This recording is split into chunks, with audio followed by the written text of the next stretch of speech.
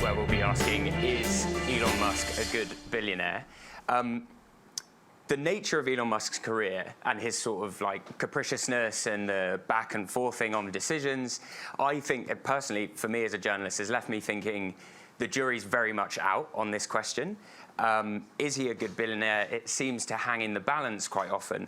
And I'm thinking about sort of following the roller coaster acquisition of Twitter, from that to the life and death stakes of watching SpaceX rockets launch into space, crewed with living astronauts in them, the tests of Neuralink's brain interface chips, which I personally find quite terrifying, but also exciting.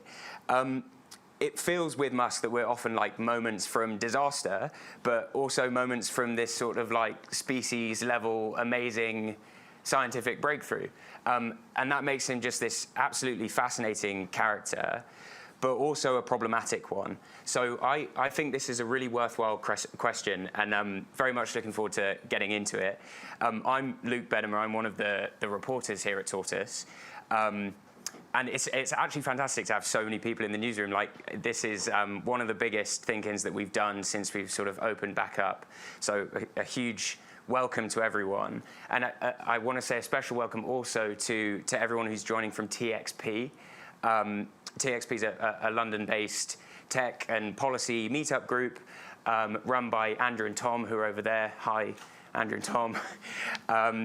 But I'm also very grateful to be joined by a handful of guests who are going to help us to, and if by magic, we've got, I'll announce him first, Tom Chivers, who is a science writer and the author of How to Read Numbers. Take a moment to catch breath. Honestly, sprinting. We've got Dr. Anton Howes, who is the author of The Age of Invention and has studied the history of innovation from some very early beginnings all the way through to the present day. Welcome also to those joining remotely, where we have Phumzile Van Damme, who's a former South African Member of Parliament. I hope, hi Phumzile, but also the founder of the Anti-Disinformation Project, and a member of the Real Facebook Oversight Board. And then finally, also welcome to Jacob Mchangama. Mchangama. Apologies, Jacob, if I've not pronounced that correctly, but he's the author of this fantastic book, Free Speech, which I had the pleasure of reading some of in preparation for this think-in, and found the sort of framing of the most recent part of the age of free speech very, very useful in thinking about Musk's relationship with Twitter and what that means going forward. So sorry for the long introduction. Massive thanks to everybody for joining. I'm very keen to get into this subject, but the last thing I'd say is that this is a Tortoise think-in, so everybody in the room is just as much right to speak as everybody up here. We really want to hear what you think, so please just raise your hand if you're in the room. And you agree with something that's been said, or if you disagree, and one of my colleagues will bring you a microphone and you can weigh in. If you're joining virtually, I am keeping an eye on the chat in Zoom here, so I'll look for your comments, and also my colleague Seb is at the back doing the same. So we'd love to hear what you think. And without further ado, I'd actually really like to start with, I guess, what seems like the most recent turn of events in the sort of building of Musk's empire, which is the acquisition of Twitter, and what Musk's, I guess, his free speech agenda means for whether he is a good billionaire or not. And I'd love to take that up with Jacob first, if possible, because you write in your book, no government in history has ever been able to exert such extensive control over what's being said, read, and shared by so many people across the whole world in real time as these platforms now have, these platforms including Twitter. It seems like Musk may soon have something like that extensive control, and I want to know what you make of that, Jacob. Yeah, it's a really interesting question. I'm a bit conflicted. On the one hand, I think the world's wealthiest person buying a platform with an outsized influence on opinion and political discussion is inherently worthy of some suspicion. Will he, even if he's with the best intentions, my reading of the history of free speech is that most people are not just principled and will be very tempted to use that power for their own benefit. So will he suppress negative stories about himself? Will he, cater to countries where he has business interests? That it all remains to be seen. On the other hand, I find it quite, to see how many journalists and politicians who make a living of exercising free speech, who have concluded without any details whatsoever that the fact that Elon Musk wants to expand free speech online will sort of lead to the collapse of democracy, and that so basically free speech has almost become a dirty word, even though there certainly are many examples of Twitter getting content moderation wrong, which all tech companies get content moderation wrong at some point. So if he could sort of find a better balance, strengthening free speech, I think that would be a good thing. So I think the jury is very much out. I think there are things that he can do that would be that would make it positive. For instance, I don't think he should be involved in day-to-day content moderation. I think that would be a very bad idea, and I think he should try to give users more control rather than sort of enhancing centralized content moderation. But potentially it could be a good thing. Potentially it could be a bad thing. I don't think for all the hot takes out there, I just don't think we know. Yeah. Well, so let me put this to you, just because you mention the idea of Musk catering to himself, his interest, to Tesla, to his sort of business empire in the way that he runs Twitter. Musk himself said that free speech is when someone you don't like can say something you don't like to you. Do you agree with that interpretation? Yeah, I don't think it's an exhaustive definition of free speech, but it's certainly an important one. And I think if he were to sort of start banning his critics or critics of his company, I've seen various news stories that in the past, this is pre his Twitter takeover, he's been sort of trying to suppress critical stories of Tesla and some of his other business holdings. And I would be very worried if he started doing that, or if he has investments in authoritarian states, is he likely to sort of say, okay, I'm going to softball criticism or ban some people that you don't like? That's the real danger. But if he stays true to this idea that even his harshest critics should have a right to criticize him, that is a good sign, certainly, but not enough to ease all worries and concerns, I think. Yeah. Well, I mean, he has said that he has an almost pathological commitment to the truth. And that was sort of in his own words, which is an interesting stance to take, because obviously I think to use the word pathology suggests that he's sort of getting into some quite dangerous or unhelpful ways of thinking, not necessarily better ones. I noticed that before the event, Phumzile, you were tweeting some stuff that was, I guess, at least relevant to what Jacob had just said. And I was interested also to scroll back a little bit through your commentary to see that you'd been picking up on the topic of how is Musk's Twitter going to treat content moderators? Is he in a position to manage for free speech, even if he says he is? So it would be great to get your read on what's been taking place over the past few weeks and what confidence you have in Musk being a good billionaire at the helm of Twitter. Yeah, I mean, the question, is he a good billionaire? Do we mean as a human being is a good billionaire? I'm sure he's a lovely person, a lovely human being. I don't know. Is he a good billionaire as a business person? I mean, he's had some great innovations, electric cars, SpaceX, all of that. But that knowledge does not mean he necessarily is suited to run Twitter. Firstly, I don't think he has a proper understanding of what freedom of speech is. Like Jacob said, it's been very difficult to ascertain because he's made these pronouncements on Twitter. Pronouncements that should really be contained in a long document that we can analyze and say, you know, this is great, this is bad. That's not to say he hasn't had some great ideas. I like the idea of opening up the algorithm to the public, to users, so that it can understand how the algorithm works. I like the idea of getting rid of bots. Everyone knows as soon as you tweet, you get a Forex Bitcoin bot. But I don't think he fully understands the ideas that he's advocating. Freedom of speech. Freedom of speech, you can say whatever you want to say. However, if it causes harm, then it is hate speech. The public square, what does he mean by the public square? Is Twitter the public square? Because if you consider the kind of traditional conception of the public square in the Middle Ages, where everyone could get up and say whatever they want to say. However, that was also governed by rules. You couldn't just say whatever you want to say.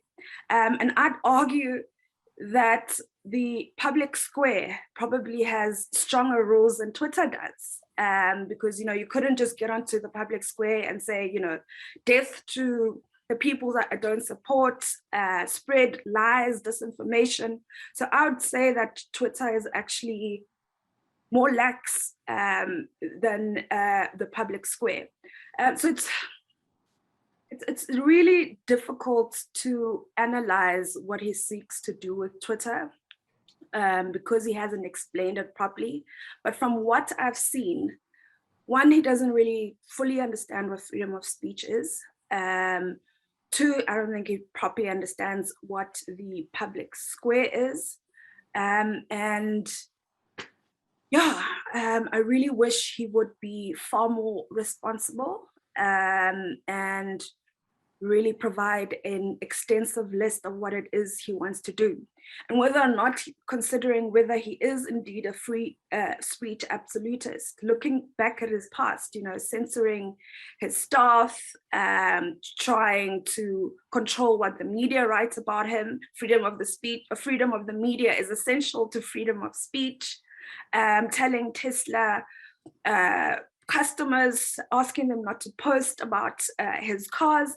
He just does not come across as someone who, one, understands it, or two, values it, because he would practice that in his life.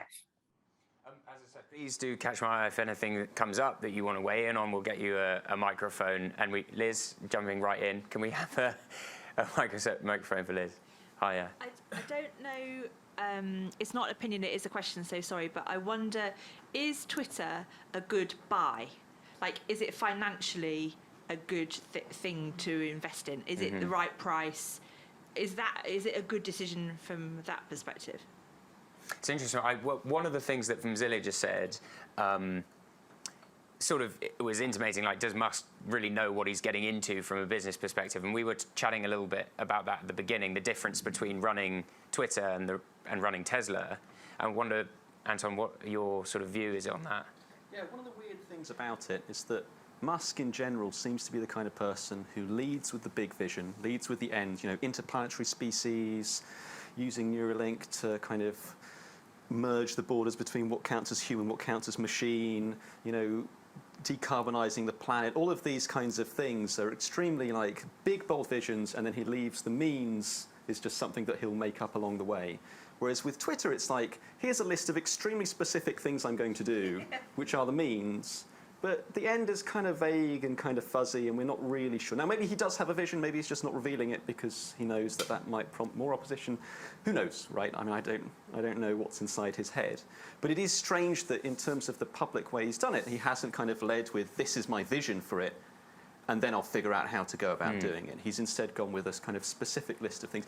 To be honest, I suspect he just kind of has a hankering for the wild, wild west days of the early internet, which everyone here, I imagine, will be very familiar with. You know, when you had, I remember swear bloggers, and, you know, just how outrageously awful the comments and stuff would be under people's blogs. I mean, it was just chaos. Do you remember 4chan or 8chan or whatever all these other things were? But actually, the funny thing, even coming to your question about is it a good buy, is to me, like, it seems as though Twitter is actually just, buying Twitter is a bit like in the 17th century buying a popular coffee shop. It's not like you're buying all the coffee shops. You know, there are loads of other. The ability to set up a coffee shop's pretty easy. We saw it with Bebo and MySpace and Facebook, rest in peace, and all of these other things that seem to be on the way out. We live in a golden age of exit, where just like in the 17th century, if you're in London, you could pop down the street to another coffee shop if you got bored with the rules or didn't like the rules of engagement in a particular one. So it's not like he's buying all of the public squares. We actually have loads of them, and they have their own regulations, and maybe there are governments that regulate them in the same way that in the 17th century there were regulations of what could and could not be said throughout all coffee shops. But essentially, he's only buying a particularly popular one. And even then, it's not even that particularly popular. I think it's particularly popular amongst a particular group of people, you know, the kind of in internet link, journalists, upper normies. I mean, there's loads of different ways in which you can describe it. The liberal left elite, et cetera, et cetera. Yeah. Like that's the particular group that he's, at least their forum, or the infrastructure that he's buying here. Yeah. Does anybody have a view on the kind of more financial, how he's securitizing the deal, what's going on there? Is he more exposed than it seems? If not, I'd love to get your take, Tom, on some of that and the idea that, you know, Musk is he inflating the significance of Twitter to the world? So my own feeling firstly on Twitter is I wish it was less important in a way. I think it is inflated because journalists use it to talk to each other, and therefore they all have the same opinions as each other because they want to impress their mates on Twitter. I think that is there is a lot of so to some extent if Musk ruins it, then I will be only slightly sad because it's cost me my audience, but it won't actually. You tweet a lot. Don't tell me that, man. Yeah, you tweet too much. But yeah, I feel like a lot of the problem with Twitter is that it is too much where a lot of very similar people hang out and talk to each other. So I wouldn't be too upset if it gets badly damaged. I have no sense of what Musk's desire, you know, what's his plan for it. I mean, maybe I do get the sense he just likes tweeting, and he likes, you know, tweeting when he's on the toilet that morning, and he finds it funny, and he's, I mean, what we used to call a shit poster. You know, sorry, that's a really bad, a troll. You know, like he's out there to sort of have fun. So I wonder if he spent £50 billion to do that. I honestly don't know. Yeah. But I suspect that it's probably a good thing if he runs it into the ground a bit. I had some slightly more profound point, which I and people will go to a different coffee shop. Yeah, well, that's it. Yes, that was the point I was going to make. People can go to a different coffee shop, but also I'm kind of hope there have been experiments with making more free speechy Twitter equivalents or Reddit equivalents before and all that sort of. Yeah. They set up Vote, which was VOAT, which was a sort of when Reddit suddenly realised that it was full of, well, that it had a thriving subculture of neo-Nazis and racists. They decided we're going to start putting in some moderation rules, and the thriving subculture of neo-Nazis and racists said, well, fine, we'll go and set up. Well, and also, I should say, that's not fair. Some sort of free speech absolutists said, well, we want to go and set up our own free speech place. And inevitably, it filled up with all the neo-Nazis and racists who've been kicked out of Reddit. Yeah. And I feel like there's a mechanism there. When you set up your own free speech space, it will fill up with all people who just want to be racist on it. But if you do it with a really massive place like Reddit, I mean, like Twitter, I'm intrigued to see whether it's got enough mass and can actually be a place where the free speech absolutists can survive without being swamped by racists. And so maybe he has a chance of doing that. I don't know. Interesting. I'd love to go to this gentleman here if we could get him a mic. But before we hear from you, just very briefly, Jacob, you sort of chart the history of free speech through to the kind of, I think, the internet age and the future of free speech, as you call it in that final chapter of your book. And there was a piece in there where, obviously, you described that Twitter, as early as 2012, used to describe itself as the free speech wing of the Free Speech Party. And since then, it's moved much, much further away from that attitude. To Tom's point about, like, can it survive as something where the free speech absolutists are happy and sustainable as a community, is your read that Musk is going to take it further away from being the free speech wing of the Free Speech Party or closer to? Well, I think his sort of philosophy would be taking it closer to. I think there are both some important legal challenges. So the European Union, for instance, is close to finalizing an agreement called the Digital Services Act, which will require platforms to remove illegal content within a short time frame or face huge fines. So presumably, Musk will want to stay on the European market, and so he'll have to comply with those rules. You have the online safety bill on the way in the UK. So that's that's a legal challenge, and then I think he will also experience a lot of pushbacks because I think that social media affects the culture of free speech, but it's much more difficult online to have as clear-cut rules as traditional censorship between individual and government. They're just categories of speech online that do not lend themselves to sort of saying, oh, we're just going to tolerate everything that is legal, spam, porn, and so on. But I think there are ways that he could move towards providing more free speech while at the same time allowing users to avoid sort of awful but lawful speech. Sort of distributed content moderation, where you say, well, if you're specifically concerned about misogyny, for instance, then you could have a women's rights organization develop a filter that could be integrated with Twitter and which would allow women or anyone else who doesn't want to be confronted with misogyny to filter it, but it wouldn't be centralized content moderation. So the centralized content moderation would be sort of the worst of the worst, but then allowing users themselves to have more control. Because I think there has been a tendency since 2016, or since the presidential election, basically of Donald Trump, of platforms moving too far in the other direction, and because there's been sort of a complete change in whether, prior to that, largely the public was in favor of social media. They helped with the Arab uprisings. Barack Obama won the Facebook generation and so on, and then Trump comes along, and then suddenly the story is that he won the election because of false information, and there's white supremacy and so on and so on. And I think that has moved the platforms to have an incentive to be better safe than sorry, and actually removing a lot of speech, because we tend to, especially in democracies, we tend to take the benefits of free speech for granted because we've never really had to fight for it, unlike previous generations, and then focus incessantly on the dark sides of free speech online. And they're certainly there. Free speech comes with harms and costs, especially on social media. But try following the Ukraine conflict without Twitter, for instance. We'll be robbed of so many perspectives, and so I think there are many benefits of tweaking free speech on Twitter, so that there would be less collateral damage to free speech than the current level of content moderation. But ultimately, I think it's just impossible to satisfy everyone. It's impossible to get it right, quote unquote, just because we don't agree on where the limit should be drawn, and just because you'll need to do automated content moderation that doesn't understand context and nuance. And so on. Yeah. I'd be really interested to know how much due diligence Musk did on the Digital Services Act and the online safety bill before this happened. But sir, could you let us know who you are and Sure. what you think? Leighton Hughes, FinTech Policy Advisor at the City of London. Just really just chipping in on the financial side. I think it's one interesting part of this is the interoperability and integration with other services.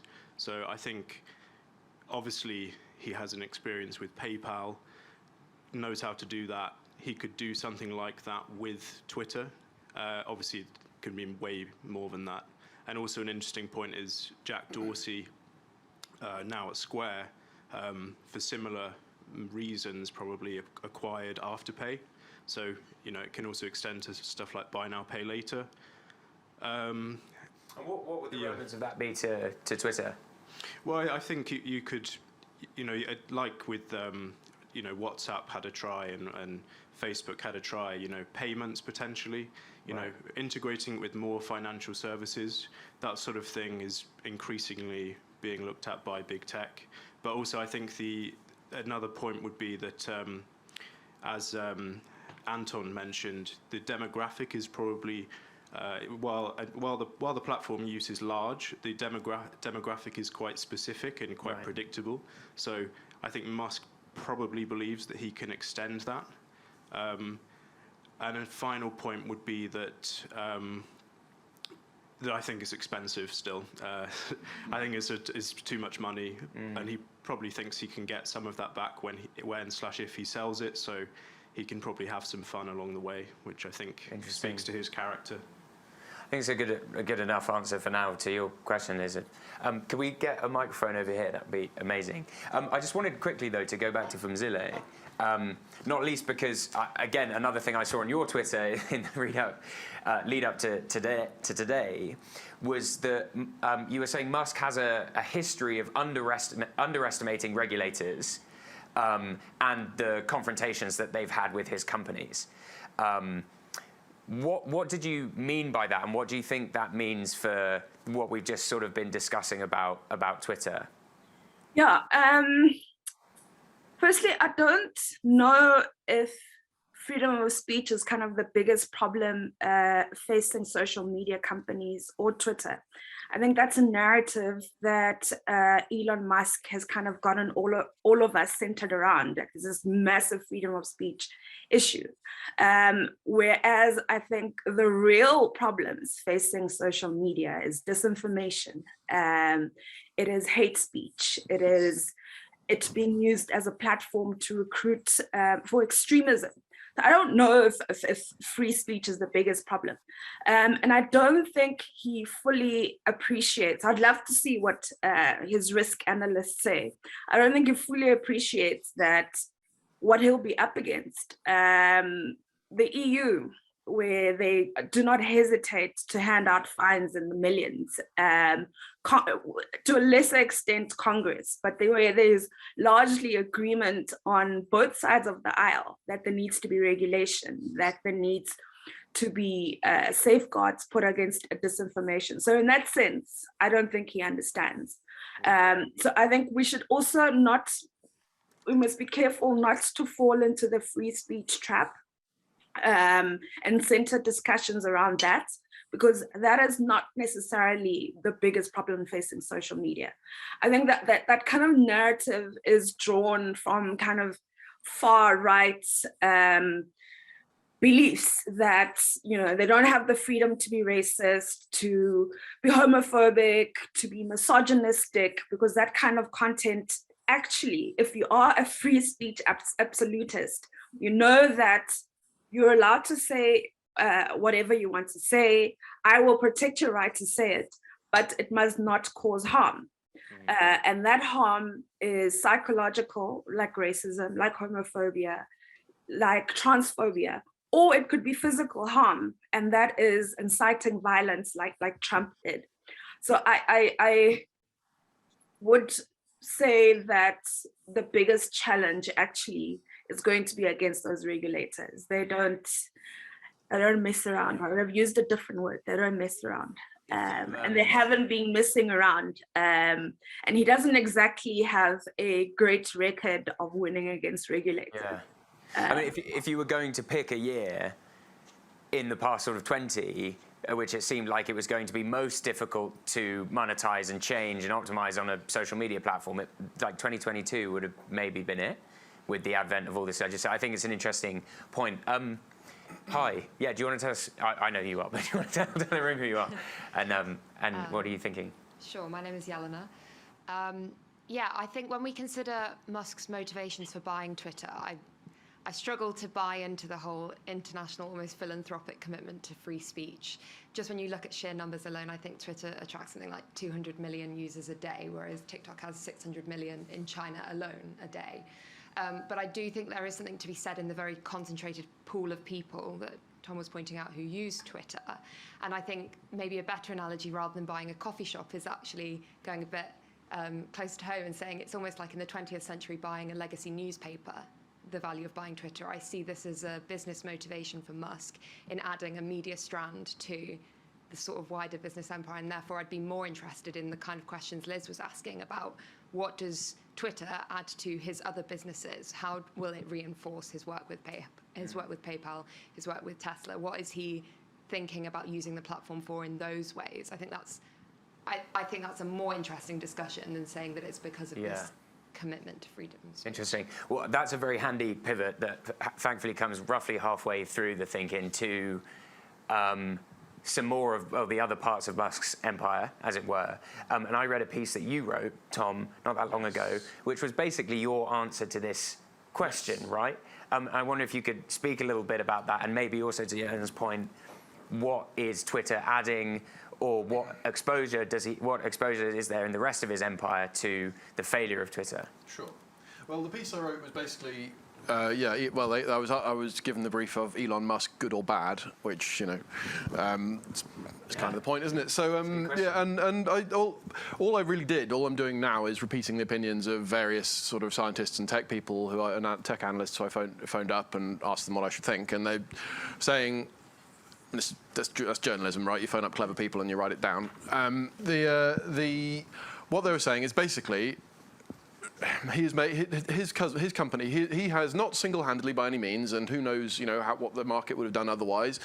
But the strides he's made with Tesla have vastly pushed on the electric vehicle market. They vastly pushed on the battery storage market, and he's made huge changes to, you know, but through Tesla again to solar, and therefore which is moving into sort of making solar energy more efficient because you can store it and use it in the grid.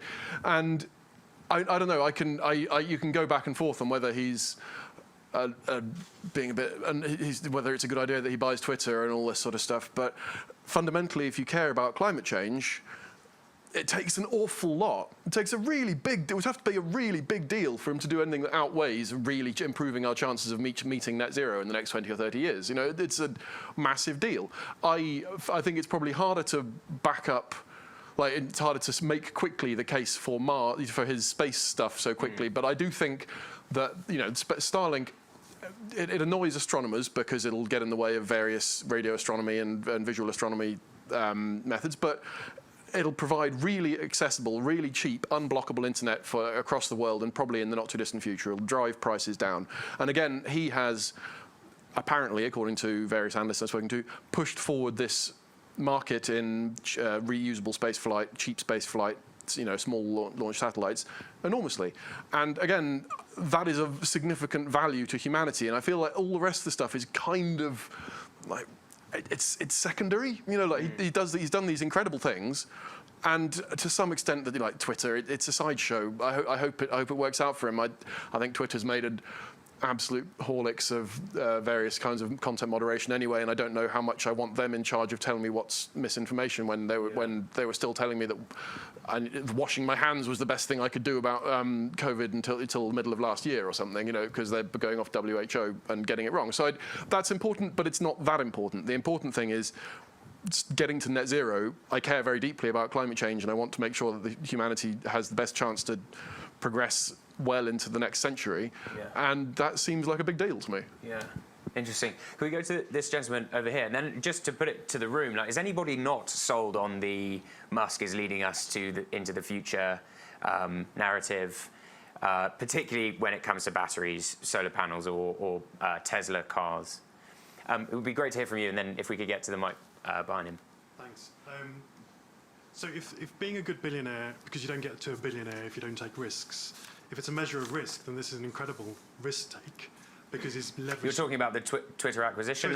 Acquisition, but it's the interesting thing about this is that it lumps together all his wealth, all his businesses together in this one risk. And if I look back at Elon's businesses from a bystander perspective and see that they are long-term bets driven by innovation, the question has to be, like, what is his vision? We've kind of tacked onto it. What is his vision for Twitter? But more importantly, how can he innovate in this space? So in 2016, Jack Dorsey was all about Twitter being as fast as you. You're thinking, this is the platform for you to just splurge your thoughts, and that's the basis of Twitter. It's essentially what the Jelena said about legacy media, being able to collect all of your thoughts, use them, regurgitate them. The value of Twitter has been based on that, because it's not making any substantive money. We're not subscribing to it. We're not paying for it. If you're going to innovate, you need a big idea in this space because people can move. He's not articulated that. And that, I think, speaks to the fact that there's a $1 billion break clause in his filing, which is incredibly small given the size of the bet. Would you be surprised to see him take advantage of that? I called this completely wrong because I thought that he was kind of took a minority stake to create a bit of a fuss with the option of just leaving when people thought the market would go up. The market went down. He doubled down on his bet, but he's got $1 billion break clause. If Tesla continues to go down, along with all the tech stocks, I mean, again, I'm just reflecting what everyone seems to be saying. Why wouldn't you take that $1 billion, say, actually, Twitter's not ready, and let everyone pick up the pieces? Yeah. Interesting. If we could get the microphone to the gentleman behind you, it'd be great to hear. And Anton, I don't know if you have any thoughts on that. Excellent. Let's hear him. Well, please, but yeah, go ahead, and then we'll want to say. I find it really interesting that a lot of people suspect that Musk always wants to make money.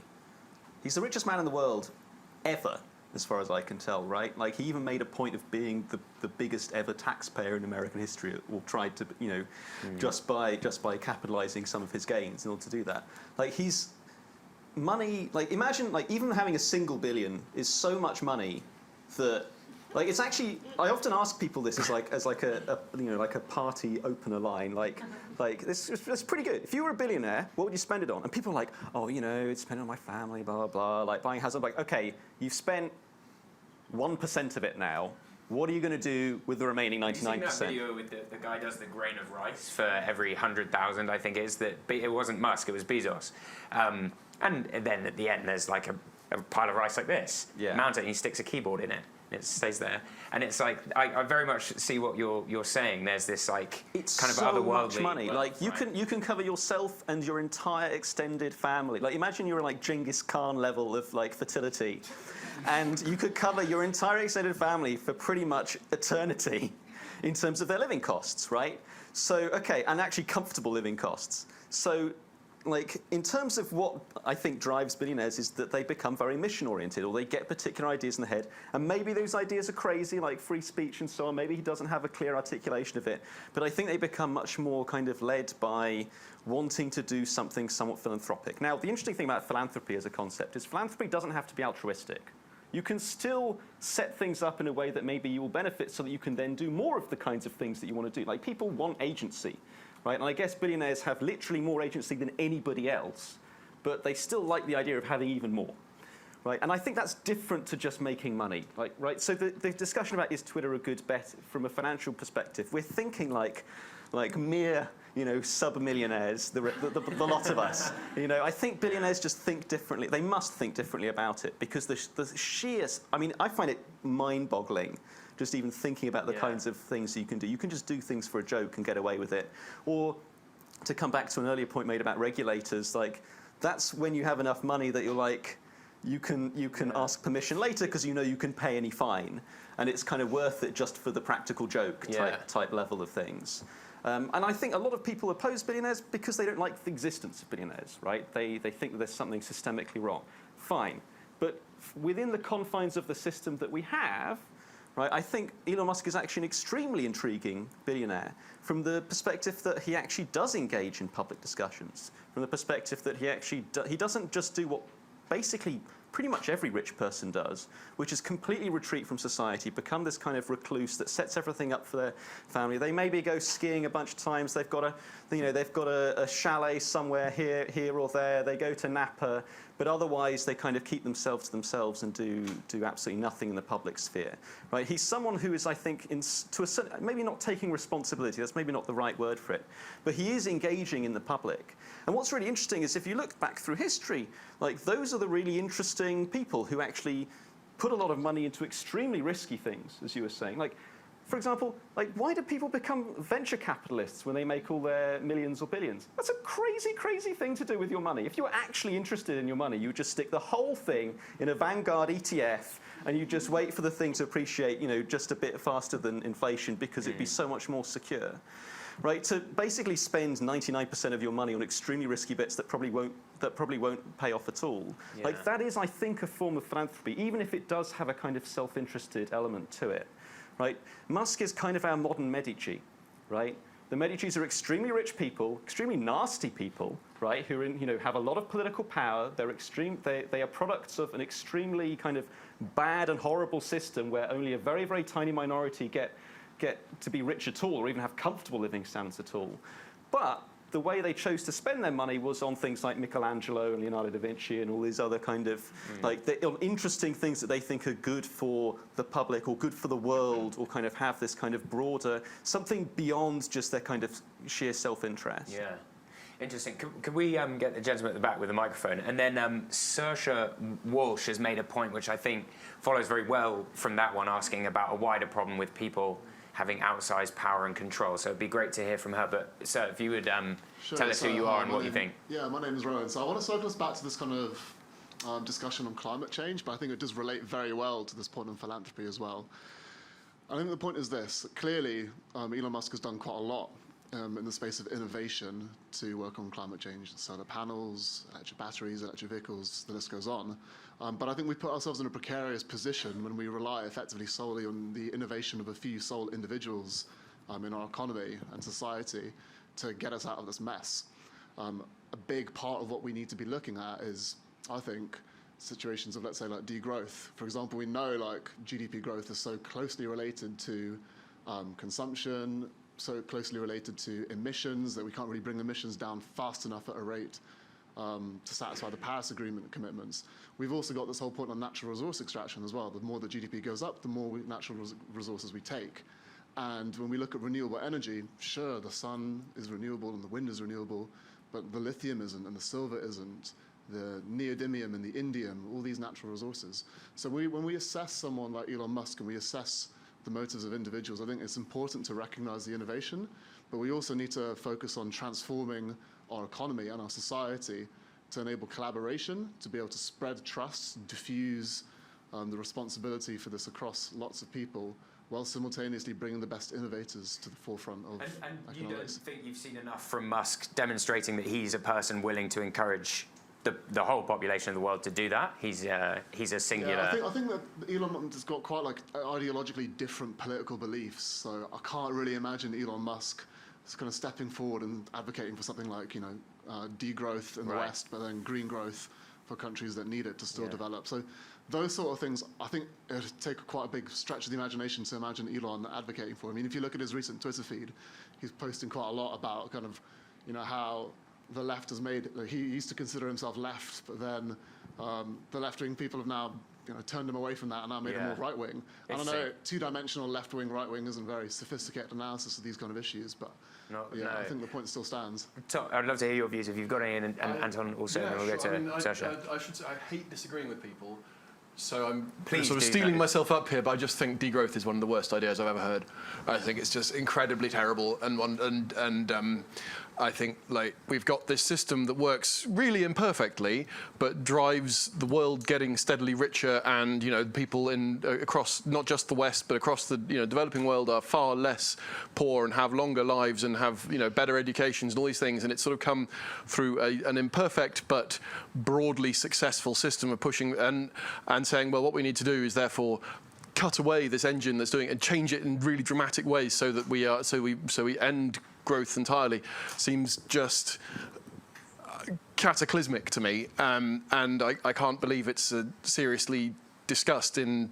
I'm absolutely astonished that it gets seriously discussed. So there may well be stuff I don't understand, but I've seen these big arguments with people like Jason Hickel, and I just find it baffling. So I really don't think that degrowth is the right idea. I think that what seems to work, generally speaking, is the technology improving and getting people able to support themselves and able to do better jobs because their technology improves. And I think Musk is very much a totem of the growth. Well, mindset, I think, so to speak. I think Musk has improved markets in these important things. I don't think and you're right. It would be terrible if it was all reliant on just Musk and his innovation. But he has driven, like now, all these other major car companies in the States or here are forced to invest heavily in EV tech to keep up with Tesla. Otherwise, they will fall behind. They made their battery technology somewhat open source. I'm never entirely sure exactly how much you can get out of it, but you can now. The batteries have improved batteries across the world because of this. It is not just his innovation, but he has pushed that market forward, forced other people to keep up with them, and that makes things better. And now I will stop ranting about how much I don't like degrowth, so sorry about that. Anton, and then if Saoirse's there, it'd be great to hear from her, and then we'll go over here and over here. So I actually have a kind of cheeky question, which is, imagine Elon Musk made you his heir and then immediately died. You as a degrowther, what would you do with his money?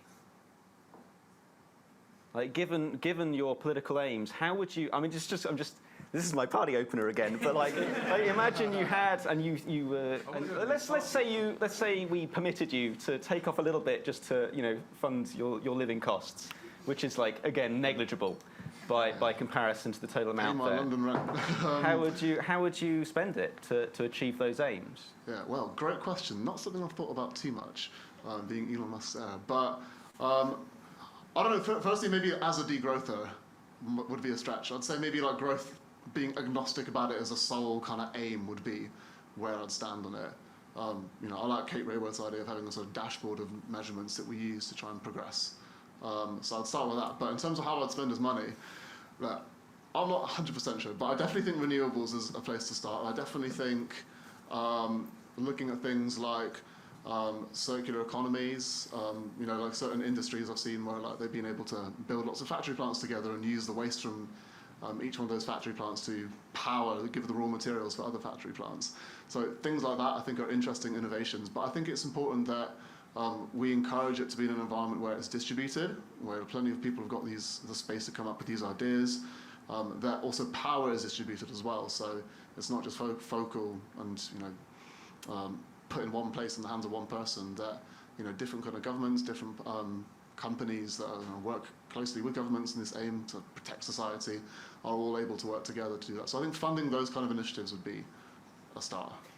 Thank you very much. I'm really keen to get to Saoirse, not least because her point's related to that. Are you there? Yeah, no, I am. I do think my point's kind of been made, which is just that the problem isn't whether he's good or bad necessarily. It's more that, like, it's sort of beside the point, because any one individual having that much power becomes undemocratic, because even if he was the best person in the world, even if we did agree that his version of innovation was like unquestionably good, why should he be the one driving us forward into the future? Why should we have to live in his innovative future? Because it's his, and no one else has really gone into that decision making.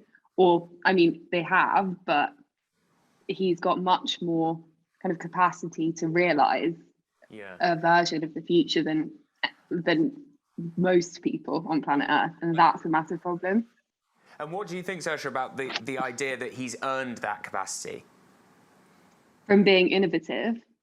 Well, yeah, for I guess all the various things he's done in his career and his life.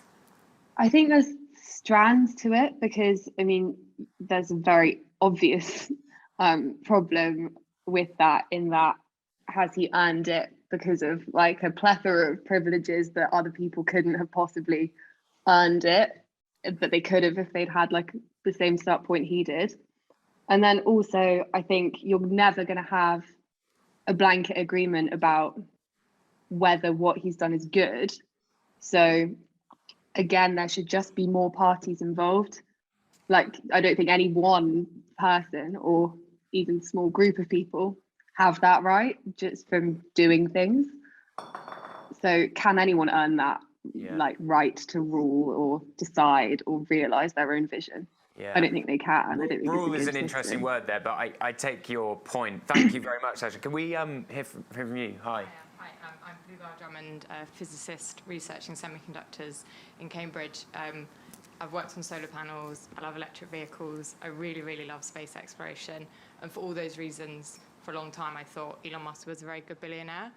But I think in the last couple of years, a lot of the reporting around the conditions in his factories, just the culture at the companies that have been successful that he heads, Tesla and SpaceX particularly, all the problems there have kind of made me reflect on, basically, I don't think maybe he's a good person, and maybe that makes him not a good billionaire either.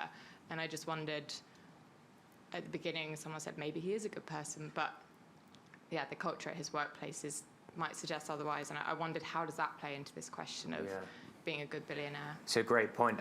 Thank you very much. Phumzile, that was actually another thing that you were talking about just before this event. I wonder if you have any reflections on that, the ideas of the discrimination, the issues of workplace culture that Musk seems to have created. Yeah, so I really want to respond to something Anton said earlier. I really wanted to respond to something Anton said earlier. And unlike Tom, I love disagreeing. Yay, freedom of speech, the public square. The idea that he's a billionaire and, you know, here's Twitter, he's got some loose change, he's going to buy this social media platform. Firstly, it was worth 256 billion. This is 44 billion. So it's not loose change. And with philanthropy, you'd assume that that would be money that comes out of your pocket. He is funding it through the banks. He sold his Tesla shares where most of his wealth is tied. And he has to, I think it's 21 billion that he has to fund out of his pocket and he hasn't yet. So the idea that he's driven by philanthropy, I completely disagree with. I mean, this is someone who's tweeted, you know, I have enough money to end world hunger. Okay, buddy, that's the great idea. Where's that money? Why don't you spend it on that? I just don't think he's at all motivated by that. If anything, I think it was an ego move. He shitposted, he trolled that, oh, you know, I'm just gonna buy these shares, and then he got his largest single shareholder amount of shares, and we probably thought he'd come in and be the boss, and he wasn't the boss. Then he was like, oh, I'll just buy the whole thing. So that he's motivated by philanthropy, I don't buy that. If we had to talk about a philanthropic billionaire, we'd talk about Bill Gates, who spent money on HIV, on malaria, not purchasing some social media platform that, I know what it's like to be on Twitter. You get drawn into Twitter and it's this whole world and it seems like the be all and end all. And that's where life is happening. The amount of people on Twitter, it's a tiny majority. It's not the real world. The real world is happening out there. There is world hunger. And if you really cared, that's what he would spend money on. Thank you very much for that. There are a couple more people with their hands up over here. If we could get the microphone. I'm also conscious that actually the time is up, but we'll keep running for a little bit. Just it would be great to hear what you have to say. Yeah, hi. My name is Ben Whitelaw. I write a weekly newsletter about content moderation, and I'm a freelance journalist. And I think the idea of this question in the context of labour is a really interesting one. I think that's both labour of the Twitter employees, but also the users who are going to increasingly do a lot of this content moderation work, right? We've seen it happen on Reddit. We've seen Twitter with their Birdwatch program where people are annotating tweets to give a better sense of what's right and correct. And this idea of kind of decentralized or distributed content moderation, who is going to pay for this? Who is going to pay for people's time? Who's going to pay for people's efforts? A lot of this work is, you know, the most expensive part of tech companies' outgoings. You know, there's a reason why Facebook outsource all of their content moderation to Accenture at great cost, and why they don't want to do so. And is your concern that Twitter will essentially skimp on this in the future? Yeah, I think that all platforms are looking to decrease the amount of content moderators they employ. They're looking for users to do a lot of that work already. A lot of that burden and trauma is already taken up by users. And so I can only see that increasing over time. Right. And to answer the question, does that make him a good billionaire or not? Probably for shareholders, yes. For users, I don't think so. Really interesting. Thank you. I'd love to go, if possible, just for before we finish, to Anushka Sharma, because I realise we haven't really spoken at all about SpaceX, and you've put some interesting points in the comment, and you're sort of on the inside of that conversation, looking out to an extent. You definitely have some non-public kind of perspectives on this. Would you tell us a little bit about what your view is on the question, your view on SpaceX, and what you've made of kind of the thoughts here today? Yeah, of course. I mean, I have to be careful because I do work in the industry. And in fact, there are a whole bunch of astronauts in London as we speak, having a fancy gala as a fundraiser to celebrate Apollo 16, the 50 years of that today. And I was able to hear from Commander Charlie Duke yesterday, who was the youngest person to stand on the moon. He landed and piloted the lunar rover on the surface. And I just think what we have currently with SpaceX being able to bring astronauts safely back to Earth, but also launch them to the International Space Station, particularly with the current political circumstances of what's happening with other launch sites on Earth, is actually quite critical in the timing of like not only the commercial side of space travel, but also like the professional scientific advancements of what we do in the collaborative environment of space. And of course, there is the bigger issue of space debris and Starlink really like interrupting the kind of the human right we all have of being able to look up at the night sky and admire the galaxy and beyond, like, you know, the Milky Way. So there are like some key ethical considerations that do need to come into that. And I think it's quite interesting that Elon Musk never really personally steps up to talk about those ethical challenges. It's very business driven, it's very iterative, but it is very innovative. And what he does do is open up the doors for the commercial kind of space for other players that can come in. And it's interesting that Steve Wozniak, who co-founded Apple, has actually just started up Privateer, which is a space debris organization that's very science driven with some academics. So whilst Elon doesn't necessarily kind of use that space for himself to kind of raise awareness, he does in a way disturb the market enough to create muddy puddles where the rest of us can coexist and hopefully tie a bit of that narrative. Really interesting. Thank you. I'd love to give kind of each of our speakers a chance to wrap up. This is a difficult one to wrap up, obviously, because we've covered quite a lot of ground and a lot of sectors. But from your perspective, Anton, where do you land on this question? And is there anything else sort of that's been mentioned that you want to take up? Yeah, I mean, so to come back to this Twitter issue, I wasn't arguing that Twitter in particular was an example of philanthropy. I kind of had in mind his broader things. This could well just be shitposting in the sense that it's just a thing that he can do. Now, my understanding of the finances of it is that given the way that tech billionaires' wealth is something that they can't very easily liquidate, the element of loans that comes into it is essentially them kind of him raising the cash to actually be able to spend on things via kind of using as a guarantee or as security the stuff that he has there. So I'm not really sure as to whether or not that's really a money-making thing. Who knows? But in a kind of general sense, again, I think this is he may not be a good person. I'm not even sure he is. I don't want to, risk libel here, but who knows? I don't know him personally. I've never met him personally. I don't even know that many people who know him personally. It's like this isn't a person who cares. But is he someone who does something interesting with his money? Who tries, I think, to do things that he at least thinks are philanthropic? Yes, I think he probably is. Is that good? Does he take into every ethical consideration into mind? Probably not, because if you tried to do that, you'd probably be completely debilitated because you'd always think, what if, and maybe he's someone who thinks, I'll make the mess, I won't ask permission, I'll do things, move fast, do that kind of move fast, break things quickly approach, and then maybe spend what I've got left over to fix those things.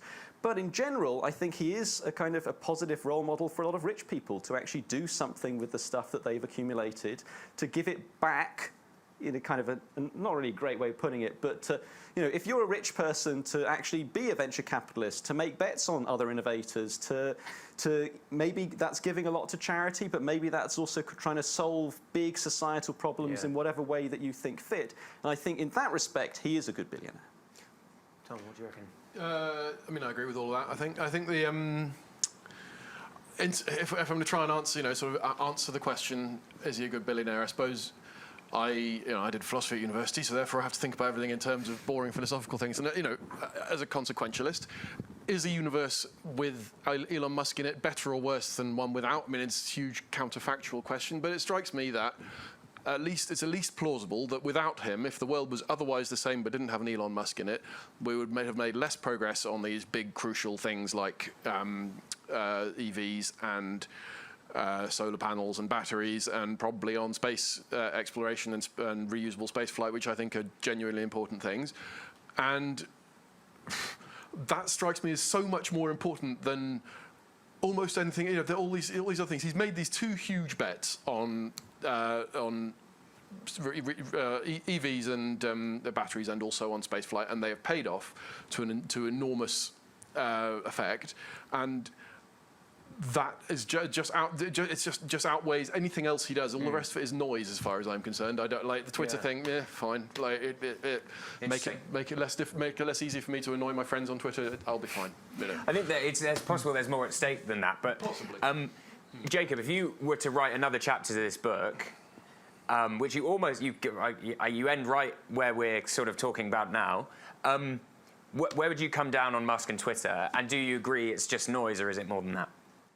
I think it's more than noise. I actually agree with Tom that go back and read John Perry Barlow's Declaration of the Independence of Cyberspace from 1996. This sort of techno-utopian insistence on complete free speech online. I think it's some of those ideas that Elon Musk is trying to revive. I think he will find it very difficult to get back to that to that idea and trying to sort of revive it and that zeitgeist and implement it in practice.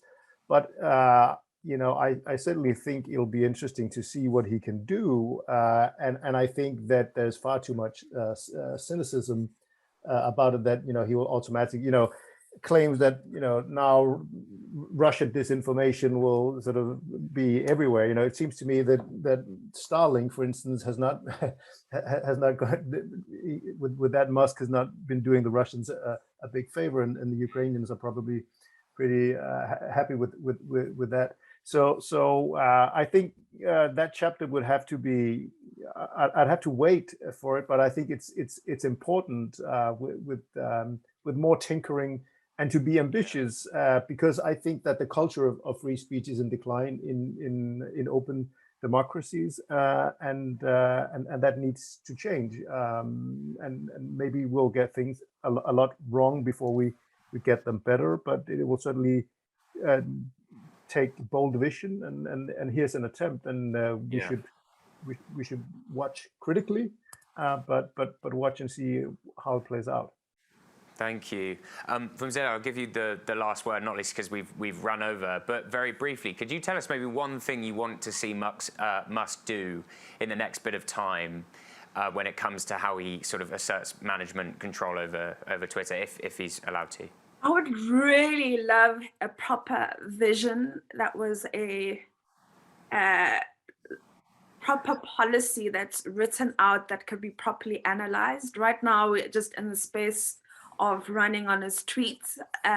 So I'd really love that, because that's my kind of area of expertise and concern, disinformation, content moderation. So I would really love Elon to publish a policy, man, so we can properly understand what it is you want to do so that we can critically analyze it. Yeah. Thank you very much. That's a brilliant point to end on, at least on that Twitter subject. But we've covered a lot. I'm very grateful to everyone who's joined and everyone in the room who's weighed in. I understand that the TXP group are going to the Blue Posts, I think, around the corner after this. So please do feel free to join them, carry on discussing. Everybody else, thank you very, very much for joining us at Tortoise. We hope to see you next time. Thanks very much.